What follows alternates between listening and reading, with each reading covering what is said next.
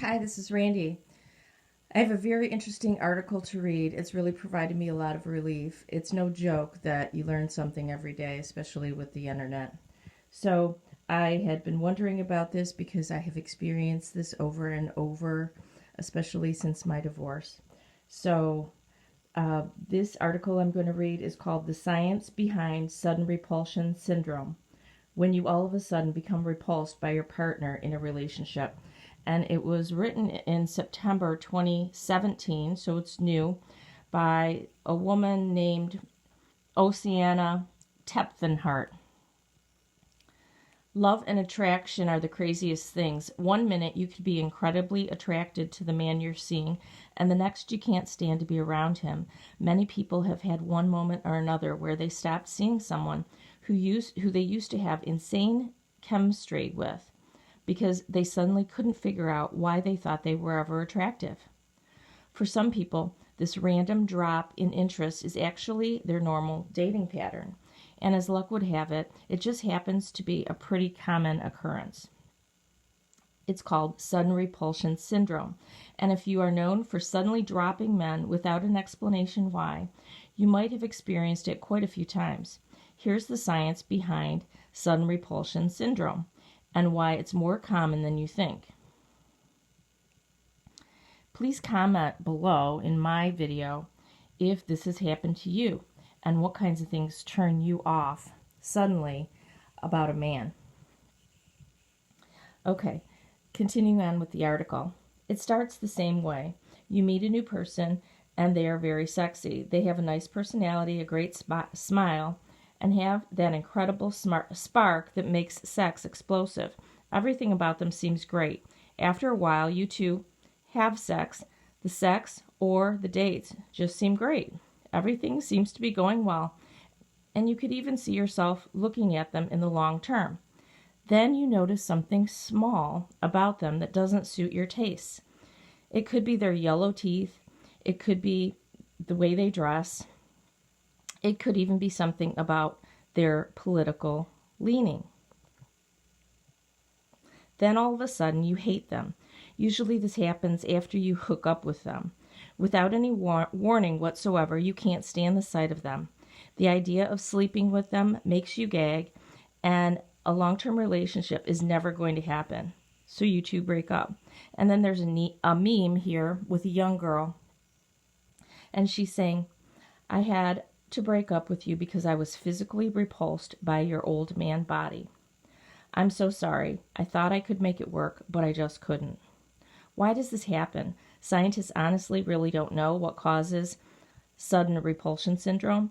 However, they feel that it might have something to do with a sudden switch in hormones or an overdose on a person. In other words, your chances of sudden repulsion syndrome happening skyrocket if you're around a new person too long. Some might call this the outcome of too much of a good thing. There's more to it than that, though. Another theory suggests that it could be part of our biological urge to play the field. By being repulsed by your sex partner, your instincts end up forcing you to look for another person. If you're male, this means you get more chance to spread your seed. If you're female, it prompts you to get a better mate. The others say that it may be a subconscious signal that you two aren't compatible. Sometimes our subconscious can pick up something that our regular minds can't, and it could be our subconscious's way of telling us to leave before it's too late. Most psychologists also agree that it has something to do with high expectations. If you get into a relationship with someone who you have unusually high expectations from, you will likely find a reason to find fault with them. For the most part, it's not fixable. After all, there's no real point in dating somebody you're repulsed by. However, lower amounts of sudden repulsion can be fixed if you really are dedicated to it. It involves therapy and actively lowering your expectations to what your partners should do. It is as unflattering as it sounds. Most people who get repulsed leave. It's hard to be near someone you can't stand. No one can blame anyone for leaving someone that they aren't into. The important thing here is to realize that you're not alone. A sudden loss of interest happens to just about everyone at least once. It also can happen at any moment. It has happened to people who were having a one-night stand, and it happened to couples who have been married for years. However, the chances of it happening after years tends to diminish. And really, is it such a bad thing? So you two didn't match up. It's not that bad. There are others that you can be with. That's the end of the article. So I think that for me, this is actually some kind of biological thing that comes on. And it is like this unconscious biological sign that this person is not a good mate for me. So they mentioned yellow teeth. I'm going to mention some of the things that have turned me off, the very, very small things that have turned me off about a guy that I had been seeing. So teeth is definitely a big thing. And sometimes I feel that the teeth are okay at the beginning. It's a very small thing. I could get over it. But when teeth bother me, I have been thinking about it. And what are teeth? They're a sign of health. Now, I'd be examining the person's teeth and gums, probably unconsciously or subconsciously, to determine whether or not this man is healthy enough to want to stick around with, because I'm not going to want to take care of a guy, right? I'm not going to want to prematurely take care of someone who's sick. So the man would need to be healthy, okay? Another small thing that has bothered me in the past about a particular partner was his jacket, right? Okay, it seems stupid. It seems ridiculous, superficial, right? Why would this jacket bother me? And the thing is, he kept wearing it. And as I think about it more, the jacket, I associated it with somebody that was like low class, dingy. I actually even associated it with a city around my house, where the guys are like a certain way, like of a lower class. And every time he wore it, it's like I got like this twinge, and I just couldn't get over it. So that's biology, right? Women aren't going to want to mate with somebody of a lower class than them, okay? I'm not talking about like we have to be with somebody more higher class, but definitely we don't want to go for lower than ourselves, right? That wouldn't make any kind of biological sense, even though I'm way past the time of having kids anyway. So this biological sense is still in me. It hasn't left, even though I can't get pregnant.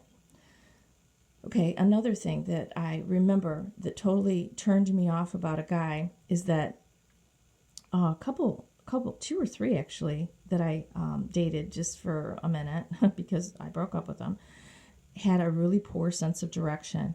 And to me, I'm wondering, why would a poor sense of direction really make that much of a difference? Well, it would, because if me and this man are together and he needs to like get me out of a jam, he needs to rescue me, he needs to protect me in an emergency, and he has no sense of direction, how would he be able to find the way? It would be up to me. Like, I wouldn't be able to relax and be assured that this man will be able to like help me, get me out of a jam, protect me, rescue me from an emergency situation, because he has no sense of direction. And I guess my biology is telling me that that's important for a man to have a good sense of direction. Another thing that totally turns me off after I get to know someone a little bit is if they're dumb. If they are not intelligent enough, then I'm not, logically I think, well, I'm not going to be able to have conversations with them. But also, if they're not intelligent enough with them, why would I want to mate with them? Because why would I want to help produce children that are of lower intelligence? Because intelligence is inherited. I wouldn't. So, like, they would automatically be off of my list as a potential mating partner. And again, this is despite the fact that I'm not planning on having kids, and I can't have kids, and I don't want kids.